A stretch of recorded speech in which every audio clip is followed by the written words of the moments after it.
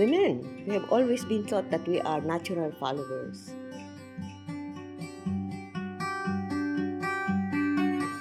Women always do most of the domestic jobs. We're such a patriarchal society, and we're such a sexy society. Women have been taught to be subservient to men.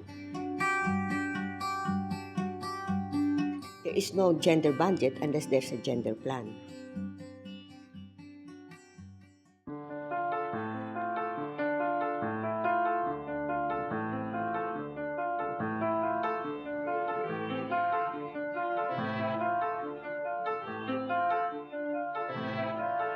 Well, in the Philippines, 3 out of 10 women are poor.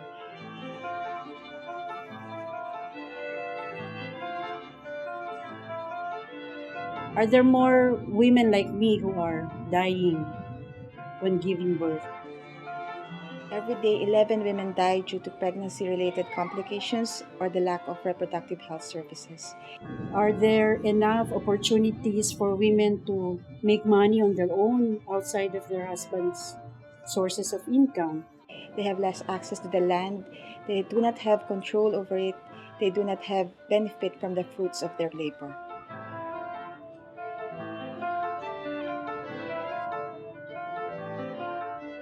The main inequalities of women that women in the Philippines face now are roughly 3 on the top of my head. 1 is political participation, 2 is economic marginalization, and 3, traditional gender notions of what women's place and women's roles are. Women are generally left behind in terms of participation, effective participation. So we need to bring that up in the planning process. Sometimes people don't pay attention to women because they don't speak.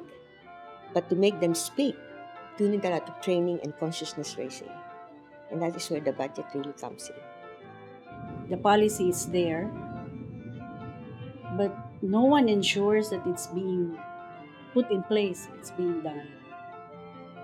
They supposedly have the budget in place, but the question is usage. How it was used and where it was used is something that governments also still need to look into.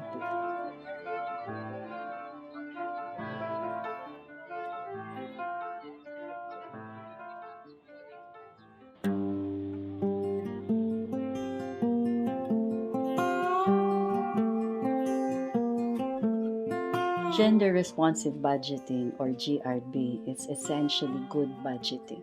Why is it good budgeting? Because it addresses the needs of both men and women, boys and girls. Is really being able to put in the finances needed to account for women's human rights.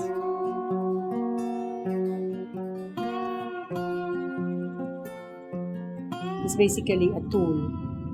It's a social technology that was introduced to implement policies that are aimed at improving the quality of life of women. It recognizes fundamentally the difference of situation of women. It also wants to contribute to the achievement of gender equality outcomes and women's empowerment goals. It can also be seen as a process, a political process. The gender responsive budgeting has made significant impact on the lives of Filipino women.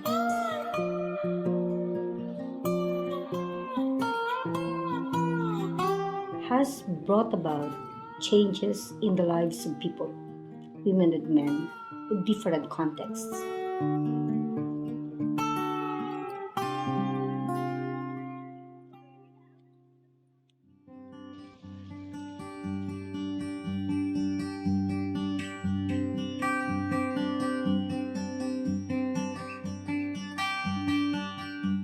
The women have been able to have been provided with that space to participate in the local development planning, to have their voices heard, to participate in the decision making.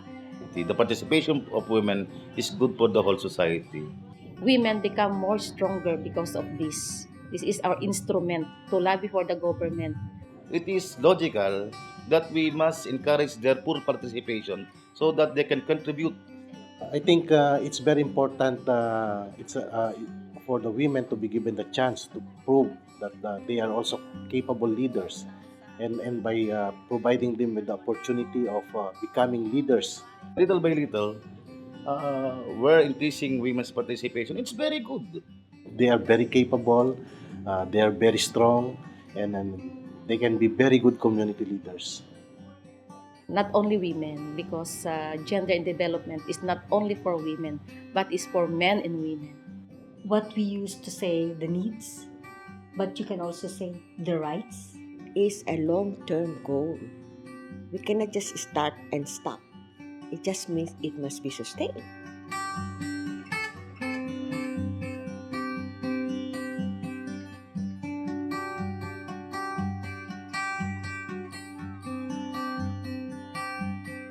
Duty bearers have a very important role to make sure that resources are allocated in such a way that gender equality is actually achieved.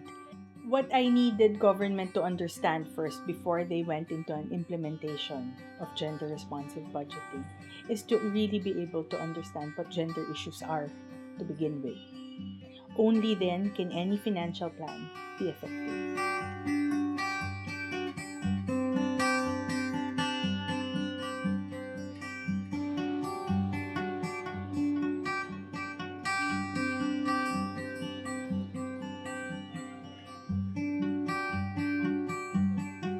Implementers of this policy should be well aware on how to do gender analysis of what are the issues happening in the sectors that they are targeting or servicing, for them to be able to identify the appropriate programs, and only then can they decide on what resources should be allocated. It's important for us to have a policy for gender budgeting because unless we have that, we don't have the necessary financial support for all the things that the different departments of the president can do. For people in government who believe in gender mainstreaming is to ensure that we see through the process. If you come from civil society organizations, is making sure that government does it. The duty bearers are there to protect the rights of the claim holders. The claim holders also have the responsibility to claim their rights and to support the duty bearers in making sure that rights are protected and respected. Gender responsive budgeting are very political processes. Because of that, civil society is an important actor or an important player in getting gender and development in the agenda of the state. Women's movements in the Philippines played a big role in making sure that the Gender and Development Budget Initiative is institutionalized and it's not just a political discretion of implementers.